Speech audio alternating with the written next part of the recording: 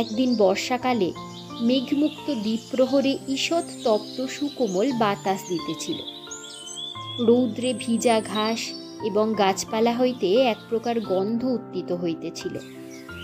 মনে হইতেছিল যেন ক্লান্ত ধরণীর উষ্ণ নিঃশ্বাস গায়ের ওপর আসিয়া লাগিতেছে, এবং কোথাকার এক নাছোড়বান্দা পাখি তাহার একটা এক টানা সুরের নালিশ সমস্ত দুপুরবেলা প্রকৃতির দরবারে অত্যন্ত করুণ স্বরে বারবার আবৃত্তি করিতেছিল। পোস্টমাস্টারের হাতে কাজ ছিল না। সেদিনকার বৃষ্টির ধৌত মসৃণ চিক্কণ তরুপল্লবের হিল্লোল এবং পরাভূত বর্ষার ভগ্নাবশিষ্ট রৌদ্র শুভ্র স্তূপাকার মেঘস্তর বাস্তবিকই দেখিবার বিষয় ছিল।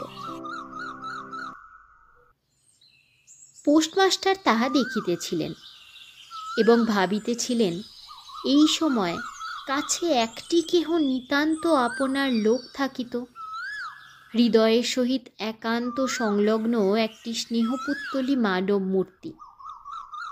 ক্রমে মনে হইতে লাগিল সেই পাখি ওই কথাই বারবার বলিতেছে, এবং এই জনহীন তরুচ্ছায়া নিমগ্ন মধ্যাহ্নের পল্লব মর্মরের অর্থও কতটা ঐরূপ।